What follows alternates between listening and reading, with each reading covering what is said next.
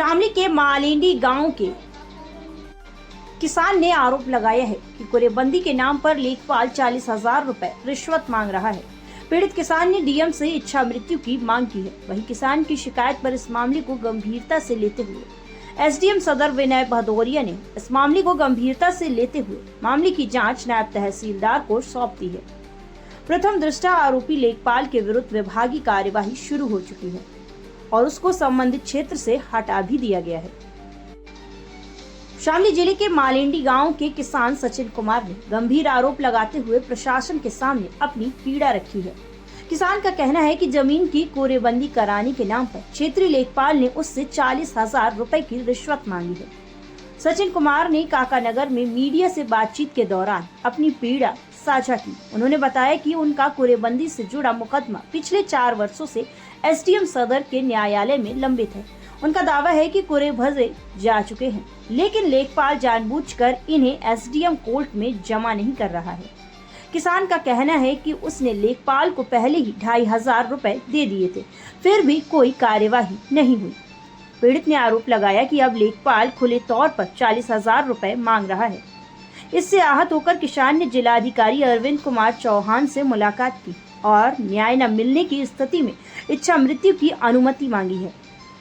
सचिन कुमार का कहना है कि यदि दोषी लेखपाल पर कार्यवाही नहीं हुई तो वह मजबूरी में अपनी जान देने को विवश होगा। सचिन के साथ इस दौरान कई ग्रामीण और सामाजिक कार्यकर्ता मौजूद रहे, जिन्होंने उसके आरोपों का समर्थन किया। एसडीएम सदर विनय भदौरिया ने इस मामले को गंभीरता से लेते हुए मामले की जांच नायब तहसीलदार को सौंप दी है। प्रथम दृष्टया आरोपी लेखपाल के विरुद्ध विभागीय कार्यवाही शुरू हो चुकी है और उसको संबंधित क्षेत्र से हटा भी दिया गया है। मेरे से इतने पैसे मांग रहा, कभी कागजों के कभी कहीं के, और उसके बाद भी मैं परेशान हो गया। ऑनलाइन भी दे दिए, नगद भी दे दिए, उसके बाद मेरा काम नहीं करा। अब मुझे धमकी दे रहा है कि जो तेरे पोतो वो कर ले। पटवारी का नाम सूरज मिश्रा है, उसका सहायक है सचिन शर्मा बलवे का। कुर्रे का उसे अब तक मैं 25 तो अब दे चुका, 350 पहले, और 40,000 रुपए की मेरे पे मांग है। अब भी काम क्या है आपका? मेरे खेत के कुर्रे लगने हैं, जो कि बिल्कुल लीगल काम है, डॉक्यूमेंट में चढ़े हुए हैं, सब काम है। सरकार द्वारा उसमें आदेश किया गया कि ये कुर्रे बना के जमा कर दो। कुर्रे बने हुए हैं, पर जमा करने के लिए 40,000 रुपए मांग रहा है। उच्च अधिकारियों से भी शिकायत करी क्या आपने इस मामले में? इसमें जिलाधिकारी को से भी की, तहसीलदार साहब से की, एसडीएम साहब से की। उसके बाद एसडीएम साहब ने नायब तहसीलदार साहब को कहा बयान करो, इस पे कार्रवाई करो। बयान हो गए, बयान के बाद कोई कार्रवाई नहीं हुई। पटवारी को मेरे बयान भी पता लग गया, वो मुझे बता रहा है ये बयान दे रखे, तेरे पे कुछ नहीं हो, थारे जैसे 70 पीढ़े। ऐसी हमारी एप्लीकेशन रोज आवे। ग्राम मालेंडी, खसरा नंबर 116 265 276। टोटल जमीन होगी इसके नाम 16-17 बीघे होगी जी। अब आप क्या चाहते हो? इसमें मैं ये चाहता हूँ कि जो भी कानूनी कार्रवाई है उसके खिलाफ कानूनी कार्रवाई की जाए। अगर मैं कहीं गलत पाऊँ, जो सज़ा मुझे मिलेगी मैं उसे भुगतने के लिए तैयार हूँ, पर इसमें कानूनी कार्रवाई हो। हाँ जी, अगर कोई कार्रवाई नहीं होती है, मैं आत्महत्या के लिए मुझे डीएम साहब परमिशन दे।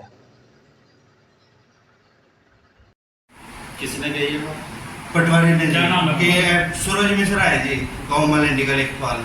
तो ये चकबंदी के लेखपाल है या गाँव के पटवारी है? गांव के पटवारी। आप डीएम साहब के पास अपनी शिकायत लेके गए थे और आपने डीएम साहब मृत्यु की मांग करी है। हाँ जी, डीएम साहब के पास भी एप्लीकेशन लेके गया मैं, तहसीलदार साहब के भी, एसडीएम साहब के पास भी।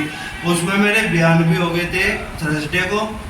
उसके बाद भी कोई कार्रवाई नहीं हुई। उसके बाद भी मुझे ये कह रहा कि कल को मिल तू।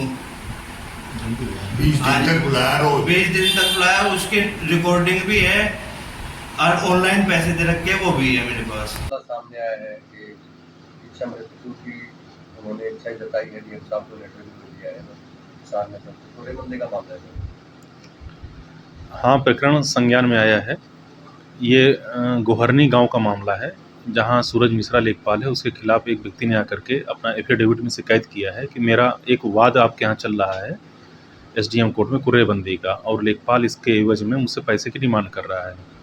तो इसके एवज में मैंने नायब तहसीलदार शामली को जांच अधिकारी नामित किया है और फिलहाल प्रथम दृष्टया जो रिपोर्ट आई है उसमें आंशिक रूप से प्रतीत होने पर उसको विभागीय कार्रवाई के लिए संस्तुति हो नायब साहब ने किया था, तहसीलदार साहब ने भी किया है और विभागीय कार्रवाई प्रारंभ कर दी गई है और उसको फिलहाल उस क्षेत्र से भी हटा दिया गया है। सर आपके द्वारा आदेश भी हुआ है कुर्रेबंदी का? कुर्रेबंदी का आदेश अभी नहीं हुआ है, मैंने फाइल मंगवाया था, तो अभी फाइल प्राइमरी डिग्री पर चल रही है।